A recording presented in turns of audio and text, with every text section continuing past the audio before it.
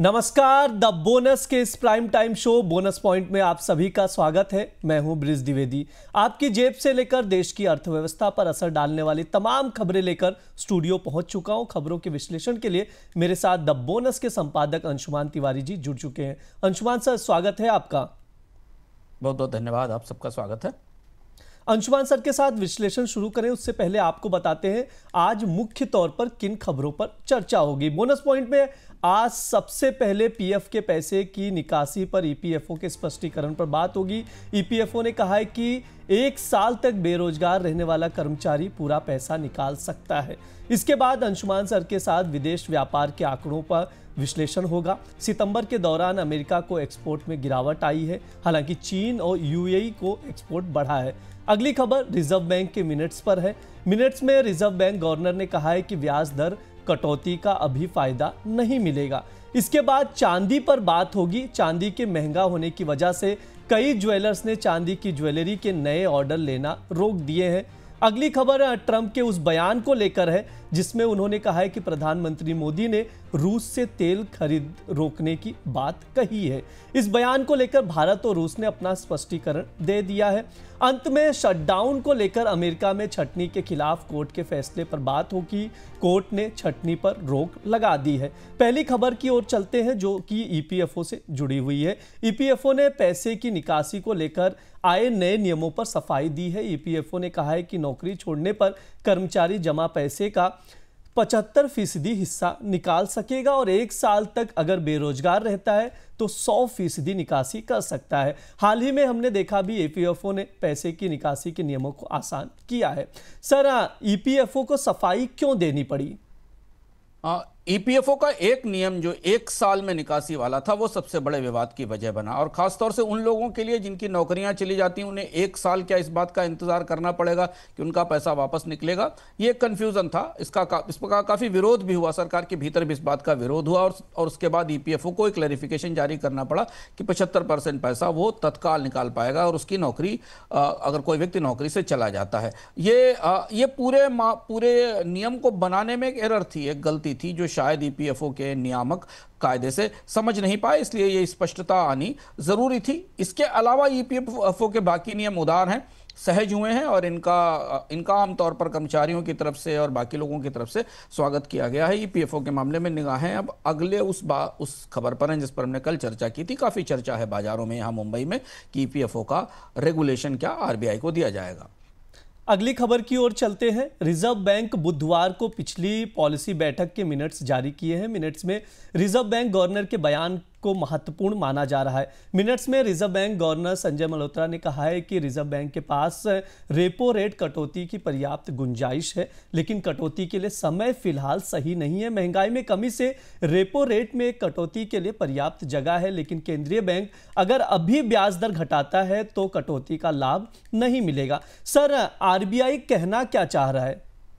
RBI 2 महत्वपूर्ण बातें कहना चाह रहा है। वो कह रहा है कि महंगाई की कमी है, लेकिन इसके बाद भी ये सही समय नहीं है कटौती का। इसे इस तरह से समझा जा सकता है, आरबीआई ने लगातार ब्याज दरों में कटौती की। 100 बेसिस पॉइंट के आसपास रेपो रेट काटा जा चुका है पिछले कुछ महीनों के भीतर अलग अलग बैठकों में, लेकिन उसके बाद भी उसको वो पासान नहीं हुआ है। दूसरी चीज है कि क्रेडिट की डिमांड बाजार में नहीं दिख रही है, तो आरबीआई एक सीमा से अधिक ब्याज दरें घटाकर बाजार में तरलता बढ़ाकर कुछ नहीं कर सकता। तीसरी चीज है कि अपनी पहली कटौती वाली जो पॉलिसी आई थी जिसमें बड़ा रेट कट किया गया था, उसमें सीआरआर की क्रमशः चरणबद्ध रूप से कटौती का प्रस्ताव भी था जो अभी पूरी तरह से लागू होना है दिसंबर तक। और चौथी बड़ी चीज यह है कि आरबीआई को यह महसूस हो रहा है कि महंगाई को लेकर तस्वीर अभी पूरी तरह साफ नहीं है। अभी खरीफ के उत्पादन के आंकड़े आएंगे, हम इंपोर्ट में बढ़ोतरी देख रहे हैं, रुपए की कमजोरी है, ये सारी चीजें मिलकर आरबीआई के हाथ बांध रही हैं। खासतौर से इसमें रुपए की कमजोरी एक बड़ी वजह है, जिस वजह से अब आरबीआई फिलहाल ब्याज दरों में कमी को लेकर थोड़ा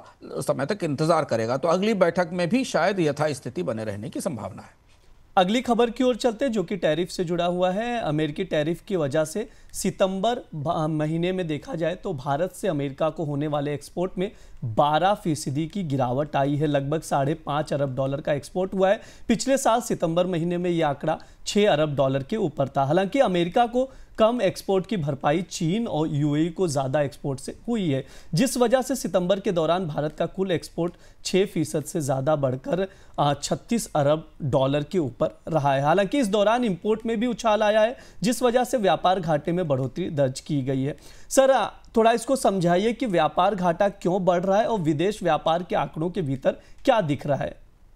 ब्रिज, सितंबर के आंकड़े बड़े दिलचस्प हैं और कई सारे महत्वपूर्ण तथ्य लेकर आए हैं हमारे सामने। इसलिए महत्वपूर्ण सितंबर के आंकड़े क्योंकि ये पहला महीना था जब हमने अमेरिकी टैरिफ का पूरा असर देखा। रुपए में तेज गिरावट थी, जिसका फायदा निर्यात को मिलना चाहिए था। चीन ने भारत से इंपोर्ट करने को लेकर उदारता दिखाई। ये सारे फैक्टर्स थे। इन फैक्टर्स के बीच में भारत के व्यापार के आंकड़े हमें कुछ बेहद महत्वपूर्ण तथ्य बता रहे हैं। सबसे पहले हम देखते हैं व्यापार घाटे की तरफ। $32.15 बिलियन के आसपास का व्यापार घाटा है, जो 13 महीने के सर्वोच्च स्तर पर है। एक्सपोर्ट की ग्रोथ रेट 6%, 7% से नीचे है। पर जो इंपोर्ट के तथ्य हैं वो ध्यान देना जरूरी है। गोल्ड और सिल्वर का इंपोर्ट मासिक आधार पर दोगुना हो गया। उसके बाद भी भारतीय बाजार में चांदी की आपूर्ति में कमी है, जिस पर हम आगे बात करेंगे। इसके बाद भी कि गोल्ड और सिल्वर के इंपोर्ट में मंथली के आधार पर दोगुनी की बढ़ोतरी हुई। अकेले गोल्ड का आयात करीब $9.6 बिलियन का हुआ। इसके अलावा भारत में स्मार्टफोन और असेंबली की डिमांड से इलेक्ट्रॉनिक्स का इंपोर्ट, पुर्जों का इंपोर्ट बढ़ा, जो मुख्यतः चीन से होता है। फर्टिलाइजर के इंपोर्ट में बड़ी बढ़ोतरी हुई, 15% की बढ़ोतरी हुई। मानसून लंबा चलने के कारण रबी के लिए जरूरत का असर था। ईयर ऑन ईयर 15% बढ़ा है। क्रूड का इंपोर्ट 14 अरब है। अगस्त के स्तर से थोड़ा नीचे था सितंबर में। ब्रेंट का प्राइस कम था, लेकिन वॉल्यूम बढ़ गया रिफाइनिंग और निर्यात के लिए। तो कच्चे तेल का आयात वैल्यू में तो कम हुआ और वॉल्यूम में इसमें ज्यादा बढ़ोतरी हुई। तो आयात के मोर्चे पर भारत की सबसे बड़ी चुनौती गोल्ड और सिल्वर का इंपोर्ट है, और सिल्वर और गोल्ड का इंपोर्ट बढ़ने के बाद भी कीमतें नहीं थम रही हैं। खासतौर से सिल्वर की शॉर्टेज बनी हुई है। दूसरी चीज है कि अमेरिका को निर्यात में करीब 12% की कमी आई। स्वाभाविक था, इस टैरिफ के बाद भारत के लिए अमेरिका के बाजार में ज्यादा संभावनाएं बनती नहीं दिखाई दे रही थी। लेकिन यूएई में, ईयू मार्केट में शेयर बरकरार है। इलेक्ट्रॉनिक्स का एक्सपोर्ट करीब 51% बढ़ा है। पेट्रोलियम का एक्सपोर्ट 15% बढ़ा है। ब्राजील और बांग्लादेश को भी निर्यात में हमें थोड़ी बढ़ोतरी दिखाई दे रही है। सर, ये आयात और निर्यात की बात हो गई। सर, आगे क्या संभावनाएं हैं? अभी निर्यात की क्या स्थिति और संभावनाएं क्या हैं आगे? अगर आप गरीब से आंकड़े को देखें और ट्रेंड देखें, जैसे गोल्ड सिल्वर के को खासतौर पर इसकी कीमतें लगातार बढ़ रही हैं और भारत में इसकी मांग भी है, कोशिश हो रही है इंपोर्ट बढ़ाने की। दूसरा ये कि क्रूड के प्राइसेस हालांकि कमजोर हैं, $60 से नीचे भी जाने के आकलन आ रहे हैं, लेकिन रुपए की कमजोरी इस रियायत का फायदा खत्म कर रही है। इस स्थिति में ऐसा लगता है कि इस साल की चौथी तिमाही तक, यानी जनवरी, फरवरी, मार्च की तिमाही तक भारत का व्यापार घाटा ऊंचा ही रहने की संभावना है। गोल्ड और इलेक्ट्रॉनिक्स की डिमांड लगातार बढ़ती रहेगी। इलेक्ट्रॉनिक्स ही एक ऐसा क्षेत्र है जहां से भारत को थोड़ा बेहतर निर्यात की सफलता मिलती दिख रही है। तो उसकी भी बड़ी निर्भरता इंपोर्टेड कंपोनेंट्स पर है। तो इसलिए जिन जिन बाजारों में भारत से इलेक्ट्रॉनिक कंपोनेंट जाते हैं, उनके लिए उतना ही आयात बढ़ता दिखाई दे रहा है। यूएस टैरिफ से निर्यात और ज्यादा प्रभावित होंगे, इसलिए अगली तिमाही में और उसके बाद की तिमाही में हमें निर्यात में और ज्यादा गिरावट आती दिखाई दे सकती है। अगली खबर की ओर चलते हैं, जो कि चांदी से जुड़ी हुई है। चांदी की कीमतों में हो रही बढ़ोतरी और स्पॉट मार्केट में ज़्यादा प्रीमियम की वजह से कई सिल्वर ज्वेलर्स ने ज्वेलरी के लिए नए ऑर्डर लेना बंद कर दिए हैं। कीमतें बढ़ने की वजह से चांदी की सप्लाई भी सीमित है। इस वजह से भी ज्वेलर्स ने नए ऑर्डर लेना रोके हैं। फ्यूचर मार्केट के मुकाबले हाजिर बाजार में चांदी का भाव करीब 30,000 रुपये महंगा चल रहा है। ऐसे में ज्वेलर्स के लिए रिस्क बढ़ गया है। सर, इस वक्त अगर देखा जाए चांदी के भाव में तेजी की वजह से ज्वेलर्स भी परेशान है। सर, क्या ये इस वजह से चांदी में सोने से ज्यादा जोखिम नजर आ रहा है क्या? चांदी में सोने से ज्यादा जोखिम रहता है। हम इसे दो तरह से समझते हैं। पहले हम जोखिम का फैक्टर समझते हैं और फिर समझते हैं, क्योंकि भारत में बड़ी चर्चा है चांदी को लेकर इस समय कि बाजार का ताजा अपडेट क्या है मांग और आपूर्ति को लेकर। चांदी में सोने से ज्यादा जोखिम दो वजह से होता है, क्योंकि चांदी कहीं ना कहीं किसी सिस्टम में करेंसी का सपोर्ट नहीं है। गोल्ड तो रिजर्व्स में रखा हुआ है और इसलिए गोल्ड की कीमतों में मजबूती लंबे समय तक बने रहने की संभावना है, क्योंकि केंद्रीय बैंकों ने उसे खरीद रखा है। केंद्रीय बैंक कभी नहीं चाहेंगे कि गोल्ड की कीमत में कोई बड़ा क्रैश आए, नहीं तो उनके रिजर्व्स के वैल्यूएशन टूटेंगे। पर चांदी की मांग हमेशा वोलेटाइल रहती है, खासतौर से उद्योगों के संदर्भ में और बाजार में सामान्य खपत के संदर्भ में। तो इसलिए चांदी को गोल्ड की तुलना में थोड़ा ज़्यादा जोखिम भरा माना जाता है, आम है। दूसरी जो बड़ी जोखिम की वजह है वो ये है कि इस साल जो मांग और आपूर्ति की परिस्थिति वो बेहद जटिल है। हालांकि इस पर अलग अलग तरह से चर्चा करते रहे, लेकिन कुछ ताजे तथ्य हैं जो चांदी के संदर्भ में हमें देखना जरूरी है। दरअसल फिजिकल शॉर्टेज वास्तविक है, नकली नहीं है। ऐसा नहीं कहा जा रहा है कि नकली है, बल्कि ये वास्तविक है और लगातार एस्केलेट हो रही है। पूरी दुनिया में, भारत में अगर आप देखें तो भारत दुनिया का सबसे बड़ा चांदी इंपोर्टर है। 42% की ड्रॉप है चांदी के निर्यात में।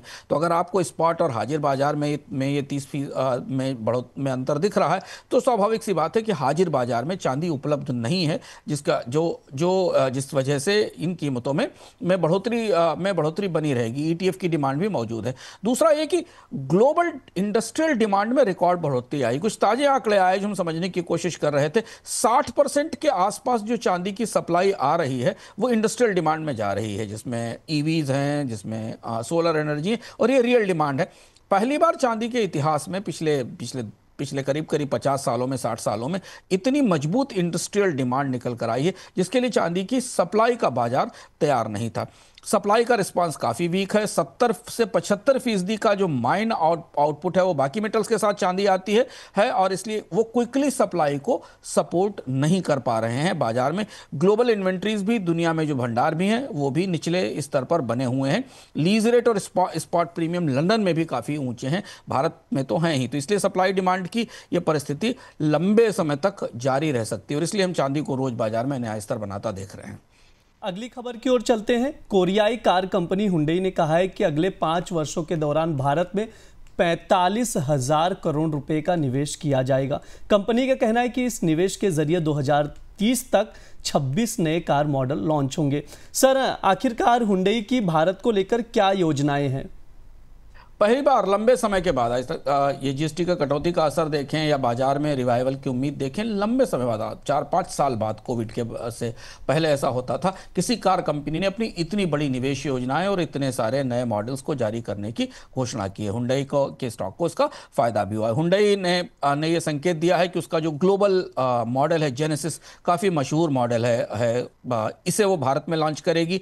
जिस G70, G80, G90 sedan model है, जिसे भारत में लाया जाए। इसके साथ इसमें एक ऑल इलेक्ट्रिक पोर्टफोलियो भी आएगा। जेनेसिस करीब 10 लाख वाहन पिछले 8 साल में बिके हैं। अंतर्राष्ट्रीय बाजार में हुंडई के इस मॉडल की काफ़ी मांग है और काफ़ी प्रतिष्ठा है। इसके बाद हुंडई ने यह भी कहा है कि वो भारत में 2026 से 2030 के बीच में 26 मॉडल्स कारों के बाजार में जारी करेगी, जिसमें 7 बिल्कुल नए वाहन होंगे, जिसमें जेनेसिस भी हो सकती है। 6 नए मॉडल एक्सचेंजेस होंगे, 6 डेरिवेटिव्स होंगे, और 7 जो पुराने मॉडल्स हैं उनका फेसलिफ्ट या अपडेट होने वाला है। कंपनी ने यह भी कहा है कि उसे हर साल 2030 तक 7% की सालाना वृद्धि की, यानी कैगर की उम्मीद है। तो हुंडई भारतीय बाजार को लेकर अब काफी सक्रिय और उत्साहित होती दिखाई दे रही है। लंबे समय बाद हमें ऑटोमोबाइल बाजार में ऐसा उत्साह दिख रहा है। शायद आने वाले दिनों में कुछ और कंपनियां भी हुंडई की प्रतिस्पर्धा में अपने नए मॉडल्स की और अपने विस्तार योजनाओं की घोषणा करेंगी। अगली खबर की ओर चलते हैं, जो कि ईवी इंडस्ट्री से जुड़ी हुई है। भारत में इलेक्ट्रिक गाड़ियों की बैटरी पर दी जा रही सब्सिडी पर चीन को आपत्ति है, और चीन ने इसको लेकर WTO में भारत के खिलाफ शिकायत दर्ज कराई है। चीन का कहना है कि भारत में इलेक्ट्रिक गाड़ियों पर सब्सिडी WTO के नियमों का उल्लंघन है। चीन का कहना है कि इस सब्सिडी से भारत की ईवी इंडस्ट्री को फायदा हो रहा है और चीन की ईवी इंडस्ट्री को नुकसान। सर, पूरा मामला क्या है वो समझाइएगा, साथ ही ये भी बताइए कि चीन अचानक भारत के खिलाफ WTO क्यों गया? नया विवाद शुरू हो गया है। और देखिए, जैसा लगातार हम बोनस पॉइंट के दर्शकों को बताते आ रहे हैं कि भारत अमेरिका और चीन दोनों के बीच में है। दोनों अपने अपने तरह से ग्लोबल ट्रेड को नियंत्रित करने की, कंट्रोल करने की कोशिश कर रहे हैं, और भारत पर दोनों तरफ से दबाव बनाने की की रणनीति है। WTO में चीन का जाना अप्रत्याशित है। मामला यह है, 15 अक्टूबर को WTO में चीन ने औपचारिक शिकायत की कि भारत अपने यहाँ ईवी पर और बैटरी पर WTO नियमों का उल्लंघन करता है और मैन्युफैक्चरर्स को अनुचित सब्सिडी देता। यह ठीक नहीं है, इससे पूरी दुनिया के बाजार में गलत प्रतिस्पर्धा होती है। चीन का कहना है कि एक स्कीम है PM E-ड्राइव, PLI for battery manufacturing और PLI फॉर ऑटो कंपोनेंट्स, ये स्कीम इंपोर्ट से भेदभाव करती हैं। कोशिशें का इन स्कीमों का पर्पज ये है, ऐसा चीन का कहना है, कि इंपोर्ट्स को ना आने दिया जाए और घरेलू स्तर पर सस्ता उत्पादन दिया जाए। अब इसके बाद WTO के नियमों के हिसाब से जो SCM एग्रीमेंट है उसमें इंपोर्ट सब्स्टिट्यूशन की कैटेगरी का ये उल्लंघन करते हैं। इसका असर BYD और तमाम विदेशी प्रोड्यूसर्स पर पड़ता है। तो चीन ने बड़े संगठित रूप से WTO में भारत के खिलाफ ये मोर्चा खोला है, जो अभी इसी समय खोला है। हालांकि WTO प्रोटोकॉल के तहत दोनों देश 30 दिन कंसल्टेशन करेंगे इस मुद्दे पर, और अगर असफल होते हैं तो नवंबर-दिसंबर में यह मामला 2000 डिस्प्यूट सेटलमेंट पैनल को चला जाएगा, जो अभी है ही नहीं। डिस्प्यूट सेटलमेंट पैनल एग्जिस्ट नहीं करता, डिफंक्ट है। लेकिन चीन ने भारत को इस मामले में WTO में घेरने की कोशिश की। भारत का कहना है कि EV स्कीम WTO नियमों के अनुरूप है, इंपोर्ट सब्स्टिट्यूशंस की कोशिश नहीं है, हम आयात नहीं रोकना चाहते हैं, हम तो पर्यावरण के लक्ष्यों के तहत उत्पादन करना चाहते हैं, क्लाइमेट गोल्स के हिसाब से चल रहे हैं, विकासशील देशों को जो रियायतें मिली हैं उसका हम उपयोग कर रहे हैं। ये पूरा मामला है जो भारत के लिए चीन की तरफ से इस बदले हुए रुख को थोड़ा चौंकाता है, क्योंकि चीन के साथ अभी हाल में रिश्ते अच्छे करने की कोशिश की गई थी। सर, ये भी समझाइए कि चीन की व्यापक रणनीति क्या नजर आ रही है? चीन ने ये थोड़ा भारत को चौंकाने वाला कदम उठाया। हालांकि चीन ने टर्की, कनाडा, EU के खिलाफ भी ऐसी ही शिकायतें की हैं, ग्रीन प्रोटेक्शनिज्म को चुनौती दी है अलग अलग जगह, अलग अलग देशों के खिलाफ। चीन के EV एक्सपोर्ट्स पर इसका असर पड़ रहा है, लेकिन चीन भारत के साथ भी बार्गेन और दबाव बनाने की कोशिश कर रहा है। रेयर अर्थ को लेकर भारत का मामला भी पूरी तरह सामान्य नहीं है, उलझा हुआ है। भारत और चीन के बीच जो व्यापारिक रिश्ते हैं उनमें इससे किसी तरीके का गतिरोध आने की संभावना है। चूंकि WTO में विवाद निस्तारण तंत्र या डिस्प्यूट सेटलमेंट सिस्टम चल ही नहीं रहा है, वो बंद पड़ा हुआ है, तो यह मामला लंबे समय तक खींचेगा, टलता रहेगा और गतिरोध की वजह बनेगी। हालांकि दूसरी वजह यह है कि चीन का इसमें एक पैराडॉक्स दिखाई देता है। मतलब चीन ये करते हुए यह भी सच्चाई दुनिया को पता है कि चीन ने अपनी EV इंडस्ट्री को मजबूत करने के लिए बड़ी सब्सिडी दी है 20 साल तक, जिसके बेस पर आज उसकी इलेक्ट्रिक व्हीकल इंडस्ट्री दुनिया की सबसे बड़ी EV इंडस्ट्री बनी हुई है। तो इसमें घटनाक्रम में भारत की तरफ से क्या जवाब जाता है, क्या कंसल्टेशन कैसे होता है, या दोनों देशों के बीच कोई सहमति बनती है, इस पर हमारी नजर रहेगी। अगली खबर की ओर चलते हैं। भारत ने अमेरिकी राष्ट्रपति डोनाल्ड ट्रंप के उस दावे पर सफाई दी है जिसमें ट्रंप ने कहा है कि प्रधानमंत्री ने रूस से तेल खरीद रोकने की बात कही है। ट्रंप के इस बयान पर विदेश मंत्रालय ने कहा है कि भारत की ऑयल इंपोर्ट नीति पूरी तरह से देश के नागरिकों के हित से जुड़ी हुई है। विदेश मंत्रालय ने यह भी कहा है कि भारत और अमेरिका के बीच एनर्जी व्यापार बढ़ाने पर बात चल रही है। हालांकि विदेश मंत्रालय ने यह स्पष्ट नहीं किया है कि ट्रंप और प्रधानमंत्री के बीच बात हुई है या नहीं। उधर ट्रंप के बयान पर रूस ने भी अपनी प्रतिक्रिया दे दी है। भारत में रूस के राजदूत ने कहा है कि उनका तेल भारतीय अर्थव्यवस्था के लिए सबसे बेहतर है। उन्होंने यह भी बताया कि अमेरिका और भारत अपने फैसले लेने के लिए स्वतंत्र हैं और रूस उनके मामले में दखल नहीं देता। सर, ट्रंप का यह बयान ट्रेड वार्ता की रोशनी में कैसे देखा जाए? देखिए, जैसा हम बराबर कह रहे हैं कि जैसे ही भारत और अमेरिका के बीच वार्ताओं का एक दौर शुरू होता है, इतनी लंबी वार्ताएं अमेरिका और भारत के बीच कभी नहीं चली। ट्रंप ने जैसी डील की है पिछले कुछ महीनों में, उसमें भारत के साथ वार्ताएं सबसे लंबी चलती। और जैसे ही वार्ता की मेज पर दोनों पक्ष बैठते हैं, डोनाल्ड ट्रंप बेहद सुलझे हुए तरीके से, बेहद सुनियोजित तरीके से भारत को इन वार्ताओं के लिए में आगे बढ़ने के लिए दबाव बनाना शुरू करते हैं। और जैसे ही कल वहां प्रतिनिधिमंडल पहुंचा, डोनाल्ड ट्रंप की यह बयान आ गया कि भारत ने उनको कमिट किया है कि वो रूस से कच्चे तेल का इंपोर्ट कम करेंगे। उसके बाद हमने इस बयान के बाद अंतर्राष्ट्रीय बाजार में कच्चे तेल की कीमत में करीब $1 की बढ़ोतरी भी देखी, क्योंकि रूस की आपूर्ति घटने की संभावना थी। बाजारों को यह उम्मीद हुई कि अगर रूस का तेल भारत नहीं खरीदेगा तो वो अंतर्राष्ट्रीय बाजार से, बाकी ब्रेंट मार्केट से क्रूड खरीदेगा। भारत के लिए बड़ी दुविधा है इसे नकारना, इनकार करना। भारत ने इनकार भी नहीं किया, लेकिन यह कहा कि नहीं, हम अपनी जरूरतों के हिसाब से देखेंगे। रूस ने भी तत्काल इसमें दखल दिया। रूस की प्रतिक्रिया बेहद जल्दी आई, तुरंत आई। आमतौर पर रूस ऐसी प्रतिक्रिया करने में विलंब लगाता है, पर रूस की चुनौती यह है कि उसका अपना तेल उत्पादन टूटा हुआ है, अर्थव्यवस्था गहरे संकट में है। भारत उसका सबसे बड़ा बायर है, चीन के बाद दूसरा सबसे बड़ा बायर है। तो वो किसी भी स्थिति में बाजार को ये संकेत नहीं देना चाहता कि भारत का रूस से तेल का इंपोर्ट कम होने वाला है। तो इस बिसात पर मोहरे चल रहे हैं। ट्रंप अपना मोहरा चलते हैं, उसके बाद रूस अपना मोहरा चलता है, भारत इस बीच में उलझा हुआ है। हालांकि भारत ने एक तरफ ये कहा कि वो अपनी आर्थिक सुरक्षा के लिए ऊर्जा फैसले करेगा, दूसरी तरफ ट्रंप को भी संकेत दिया गया कि हम आपसे भी एनर्जी खरीदना चाहते हैं, हम आपसे भी ऊर्जा का इंपोर्ट करना चाहते हैं। तो स्थितियां इस तरह से कुछ उलझी हुई हैं। सर थोड़ा सा ये भी समझाइए कि भारत और चीन की रूस से तेल खरीद को लेकर क्या तस्वीर है?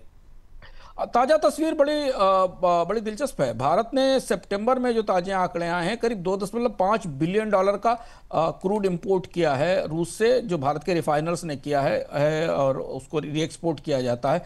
रशिया का इंपोर्ट करीब $3.2 ट्रिलियन का है, तो यानी चाइना का इंपोर्ट, तो चाइना के इंपोर्ट से भारत का इंपोर्ट थोड़ा ही नीचे है। दोनों देश सबसे बड़े इंपोर्टर बने हुए हैं, भारत दूसरा सबसे बड़ा बायर है। लेकिन एक महत्वपूर्ण बात इसमें फर्क दिखाई देता है आंकड़ों के बीच में, कि भारत ने अधिकांश तेल इंपोर्ट करके और उसे रिफाइन करके एक्सपोर्ट करने के लिए लिया है, या देश के भीतर खपत के लिए लिया है।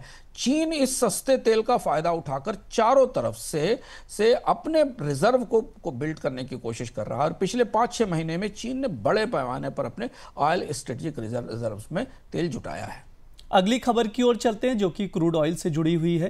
तेल उत्पादक देशों के संगठन ओपेक प्लस की तरफ से कच्चे तेल के उत्पादन में हो रही बढ़ोतरी और चीन में आर्थिक सुस्ती की वजह से कच्चे तेल की कीमतों पर दबाव बना हुआ है। ब्रेंट क्रूड का भाव $62 के करीब है, वहीं WTI क्रूड $58 पर है।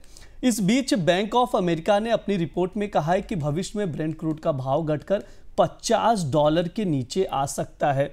सर क्रूड में इतनी गिरावट की आशंका क्यों दिख रही है?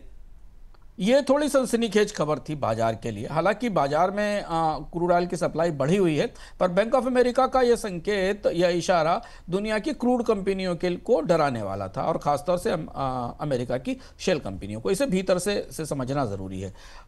ओपेक देशों की आपूर्ति बाजार में बढ़ी हुई है। सऊदी अरब और यूएई ने अपने निर्यात में लगातार प्रतिदिन 4 लाख बैरल के आसपास की बढ़ोतरी की है। तो ये जो मुख्य आपूर्ति के चैनल है, वहां से ये खबर है कि आपूर्ति में बढ़ोतरी है। दूसरा ये कि ऑयल एंड वाटर रिजर्व जो बाजारों में जो ट्रैवल में है, जो चल रहा है, वो करीब 10 करोड़ बैरल के आसपास पहुंच गया है। चीन की ये भी एक बड़ी वजह है कि कच्चे तेल की कीमतों पर दबाव है। चीन की इंडस्ट्रियल ग्रोथ धीमी है, डिमांड कम है, अमेरिकी टैरिफ के कारण ग्लोबल एनर्जी की भी मांग सुस्त है, और इसे देखते हुए बोफा का कहना है कि चीन से मांग घटने और यूरोप के टैरिफ बढ़ने से कई देशों में आर्थिक उत्पादन पर असर पड़ने के कारण ब्रेंट $50 से नीचे आ सकता है, क्योंकि पूरी दुनिया में कच्चे तेल के स्टॉक्स आने वाले समय में बढ़ रहे हैं। सर इसको भी समझाइए थोड़ा कि अमेरिका के शेल उत्पादन की रोशनी में इसे कैसे देखा जाए और संभावित परिदृश्य क्या है? कि एक्सॉन और अरामको की रिपोर्ट जो आई, जिन्हें हम समझने की कोशिश कर रहे हैं, तो उनका कहना यह है कि नई ऊर्जा पर फोकस, जो रिन्यूएबल एनर्जी पर फोकस के कारण क्रूड में निवेश घट रहा है। जो आंकड़ा है, जहां जो सबसे इंपॉर्टेंट कट ऑफ पॉइंट है, $60 से नीचे आने पर, कच्चे तेल की कीमत $60 से नीचे आने पर गैर ओपेक देशों के उत्पादन में कमी आना शुरू हो जाती है। शेल के लिए बड़ा झटका है, क्योंकि उनकी जो लागत है वो $60 से $65 है। यहां तक वो सर्वाइव सस्टेन कर सकते हैं, लेकिन जैसे ही $60-65 से नीचे आएगी, वैसे ही शेल के लिए अपने उत्पादन को सस्टेन करना और मुनाफे में रखना मुश्किल हो जाएगा। यह भी माना जा रहा है कि अगर कीमतें $60 से नीचे जाती हैं, तो ओपेक देशों में भी और गैर ओपेक देशों में भी दोनों जगह उत्पादन में कमी आना शुरू होगी। ऐसा संकेत है बोफा का, एक्सॉन का और बाकी सबका कि 2026 के मध्य तक गैर ओपेक आपूर्ति में बढ़ोतरी रुक जाएगी। यानी जो नॉन ओपेक देश हैं, जो शेल से निकाल रहे हैं, जिसमें कि गुयाना, ब्राजील या अमेरिका, लैटिन अमेरिका के देश हैं, उसके बाद कच्चे तेल की कीमतें वापस $70-80 के रेंज में लौट सकती हैं।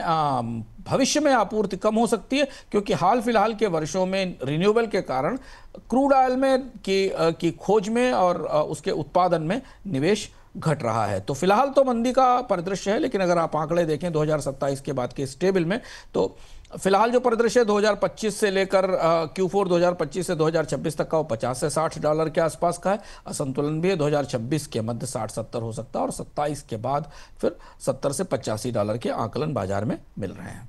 अगली खबर की ओर चलते हैं। अर्जेंटीना को करेंसी संकट से बाहर निकालने के लिए अमेरिका ने 20 अरब डॉलर की आर्थिक सहायता के बाद अतिरिक्त 20 अरब डॉलर देने की बात कही है। हालांकि अमेरिकी राष्ट्रपति ट्रंप ने इस आर्थिक मदद को अर्जेंटीना के राष्ट्रपति जेवियर मिलेई की चुनाव जीत से जोड़ा है। अर्जेंटीना में मध्यवर्ती चुनाव भी होने हैं और ट्रंप ने कहा है कि मिलेई की पार्टी अगर चुनाव नहीं जीतती तो अमेरिकी सहायता को बंद कर सकते हैं। सर, मदद के बदले ट्रंप की शर्त का मतलब क्या है और अर्जेंटीना पर इसका क्या असर होगा? ये बेहद चौंकाने वाली इकोनॉमिक डिप्लोमेसी है और ये भी हम इस समय देख रहे हैं डोनाल्ड ट्रंप के दौर में। पहली बार ऐसा हो रहा है जब किसी देश के चुनाव नतीजे को एक सहायता से जोड़ा जा रहा है। अर्जेंटीना की स्थिति बेहद खराब है। अर्जेंटीना दुनिया के सबसे अभिशप्त मुल्कों में, कर्स्ट देशों में से है। एक तो अर्जेंटीना का इतिहास ही डिफ़ॉल्ट का है। 1816 में जब से आज़ाद हुआ तब से 9 बार डिफ़ॉल्ट हो चुका है। 2001 से लेकर 2020 के बीच में अर्जेंटीना ने 3 डिफ़ॉल्ट किए। एक 2001 में किया, एक 2014 में किया और एक 2020 में हुआ। इसके बाद वो IMF की मदद पे घिसट रहा है पूरी तरह से। 120% इन्फ्लेशन है, करेंसी बिल्कुल राख हो चुकी है, कचरा हो चुकी। अमेरिका की तरफ से अगर करेंसी सपोर्ट नहीं मिले तो अर्जेंटीना की अर्थव्यवस्था बिल्कुल बैठी हुई है, केवल सहायता पर चल रही। इसका फायदा उठाते हुए डोनाल्ड ट्रंप वहां की राजनीतिक व्यवस्था में दखल दे रहे हैं। उनका कहने का मतलब यह है कि ब्यूनस आयर्स में जो सरकार बनेगी, अर्जेंटीना में जो नई सरकार आने वाली, वो अमेरिका के पसंद की होनी चाहिए। अगर वो अमेरिका के पसंद की सरकार नहीं है तो उसे अमेरिका की तरफ से सहायता नहीं दी जाएगी। ये बेहद खतरनाक परिदृश्य है जो बनता दिख रहा। अगर डोनाल्ड ट्रंप ऐसा करने में सफल रहते हैं तो दुनिया के कई अन्य देश इस मॉडल को दोहरा सकते हैं अपनी शक्ति के आधार पर। कोई कह सकता है हमारे पसंद की सरकार हो तो हम तेल देंगे, कोई कहेगा कि हमारे पसंद की सरकार हो तो हम रेयर अर्थ देंगे। तो ये डिप्लोमेसी में, ग्लोबल डिप्लोमेसी के लिए एक बड़ा शिफ्ट है। इसलिए पूरी दुनिया में डोनाल्ड ट्रंप की इस घोषणा की खासी चर्चा हो रही है कि पहली बार वो प्रत्यक्ष रूप से ये निर्धारित करने की कोशिश कर रहे हैं कि अर्जेंटीना में उनकी पसंद की सरकार बने तो उन्हें सहायता मिलेगी। अर्जेंटीना बिल्कुल एज पर बैठा हुआ है। अगर अमेरिका की सहायता नहीं मिलती तो अर्जेंटीना की अर्थव्यवस्था बुरी तरह डूब जाएगी। IMF के साथ भी अर्जेंटीना का मामला अभी खींचतान में फंसा हुआ है IMF से नई सहायता को लेकर। अगली खबर की ओर चलते हैं जो कि अमेरिका में शटडाउन से जुड़ी हुई है। अमेरिका में शटडाउन का मौका देखते हुए ट्रंप प्रशासन की जॉब कट योजना को वहां की कोर्ट से झटका लगा है। कोर्ट ने शटडाउन के दौरान लोगों को नौकरियों से निकाले जाने पर रोक लगा दी है। इस बीच शटडाउन को लेकर अभी तक रिपब्लिकन्स और डेमोक्रेट्स के बीच सहमति नहीं बनी है और शटडाउन बना हुआ है। सर, इसको थोड़ा सा समझाइए कि अमेरिकी जज का छटनी को लेकर क्या फैसला है और इसका असर क्या होगा? ब्रज शटडाउन को करीब 2 हफ्ते बीत चुके हैं। कहीं कोई बातचीत की खबर, कोई चर्चा की खबर नहीं है। लंबा खिंच रहा है। डोनाल्ड ट्रंप के दौर में पिछला शटडाउन भी काफ़ी लंबा खिंचा था, अभी भी और लंबा खिंच रहा है। डोनाल्ड ट्रंप की डिज़ाइन थी कि इसके पीछे कई कर्मचारियों की बड़ी संख्या में छटनी करेंगे। हाँ, उसमें दिक्कत आई है। डोनाल्ड ट्रंप के इस फैसले को फेडरल जज ने ब्लॉक कर दिया है और उन्होंने कहा है कि ट्रंप एडमिनिस्ट्रेशन किसी भी फेडरल वर्कर को निकाल नहीं सकता। शटडाउन की परिस्थिति में केवल फरलो पर भेजा जा सकता है। ये 5 दिन का ऑर्डर है। इसके बाद एडमिनिस्ट्रेशन, शायद ट्रंप एडमिनिस्ट्रेशन ऊंची अदालत में फैसला में इसके खिलाफ अपील करेगा। लेकिन पहली बार ऐसा हुआ है जब शटडाउन के दौरान कर्मचारियों की छटनी को लेकर डोनाल्ड ट्रंप और अदालत आमने सामने आ गए हैं। ट्रंप प्रशासन की या व्हाइट हाउस की प्रतिक्रिया का इंतजार किया जा रहा है। अगर ये फैसला ऊंची अदालत तक भी सस्टेन करता है तो फिर शटडाउन को लेकर ट्रंप की रणनीति पर बड़ा असर पड़ेगा। अगली खबर की ओर चलते हैं जो कि AI से जुड़ी हुई है। अंतर्राष्ट्रीय मुद्रा कोष यानी IMF ने आर्टिफिशियल इंटेलिजेंस को लेकर आगाह किया है। कहा है कि इसकी वजह से बाजारों में 2001 जैसे .com क्रैश जैसी गिरावट आ सकती है। IMF ने कहा है कि इसकी वजह से वैश्विक ग्रोथ में गिरावट की आशंका है। हाल ही में वैश्विक ग्रोथ को लेकर जारी आकलन रिपोर्ट में कहा गया है कि IMF ने आर्टिफिशियल इंटेलिजेंस पर यह बात कही है। सर, AI को लेकर IMF की चेतावनी क्या है, क्या कुछ कहा गया है? सर, एआई को लेकर आईएमएफ की चेतावनी चर्चा में है, क्योंकि एआई जिस तरह से दुनिया के निवेशकों के बीच में तकनीकी विशेषज्ञों के बीच में चर्चा में है और इसे भविष्य माना जा रहा है, आईएमएफ की रिपोर्ट ने उसका एक बिल्कुल काउंटर नैरेटिव दिया, बिल्कुल उल्टा नैरेटिव दिया। आईएमएफ की रिपोर्ट एक कह रही है कि दुनिया एआई को लेकर एक हाइप साइकिल में फंस गई है और वो हाइप साइकिल एआई के लिए खतरा बन रहा है। एआई कंपनियों के वैल्यूएशन रिकॉर्ड ऊंचाई पर हैं, लेकिन उनके बैलेंस शीट्स में मुनाफे नहीं है। अभी ये पूरी एक्टिविटी किसी भी बड़ी कंपनी के लिए मुनाफे का सौदा नहीं है, जबकि इसकी उम्मीद में चिप्स में बड़ा निवेश किया जा रहा है, सेमीकंडक्टर कैपेसिटी बनाई जा रही है, डेटा सेंटर क्रिएट किए जा रहे हैं, पर दुनिया में कोई भी एक एआई कंपनी सस्टेनेबल प्रॉफिट नहीं दिखा पा रही है। तो आईएमएफ ने अपनी इस रिपोर्ट में इसे 1995 के .com बबल से जोड़ा है और यह कहा है कि .com जैसी स्थिति दिखाई दे रही है, जब स्टार्टअप्स के वैल्यूएशन तो अरबों में थे, लेकिन उनके पास प्रॉफिट्स नहीं थे और अचानक फिर जब वो बबल फूटा तो सब राख और मिट्टी हो गया। हालांकि .com की तुलना में एआई थोड़ा फर्क इसलिए है क्योंकि एआई कंपनियों के पास कर्ज नहीं है, उन्होंने बारोइंग कम कर रखी है, जो कि पहले .com में दिखाई दे रही थी। लेकिन खतरा आईएमएफ ने काफ़ी ताकत के साथ रेखांकित किया है कि अगर एआई कंपनियां एक प्रॉफिटेबल मॉडल लेकर नहीं आती हैं तो एक बड़ा रीसेट, एक बड़ा अपसेट टेक इंडस्ट्री में आ सकता है, क्योंकि वहां पर अब डिफॉल्ट के रिस्क बढ़ रहे हैं, कंपनियों के बबल फटने के रिस्क बढ़ रहे हैं। जी बिल्कुल सर, आईएमएफ ने एआई को लेकर जिस तरह से चेतावनी दी है उसको सोचने वाली बात होगी। बहुत बहुत शुक्रिया सर, तमाम खबरों का, दिन भर की जो खबरें थी उसका विश्लेषण करने के लिए बहुत बहुत धन्यवाद सर। धन्यवाद। इस बोनस पॉइंट में सर ने एआई से जुड़ी हुई जो खबर थी उसका विश्लेषण किया है, क्रूड ऑयल पर बातचीत की है, सिल्वर की कीमतों को लेकर जो प्रीमियम ज़्यादा चल रहा है उस पर भी बातचीत की है। तमाम जो खबरें थी दिन भर की उसका विश्लेषण किया गया, एनालिसिस किया गया। तो आप लोग भी ये वीडियो ज़रूर देखिए और द बोनस जो लगातार हमारा चैनल है उसको ज़रूर सब्सक्राइब कीजिए और ज़्यादा से ज़्यादा लोगों तक ये वीडियो शेयर कीजिएगा। फिलहाल इस शो में इतना ही, बने रहिए द बोनस के साथ। धन्यवाद।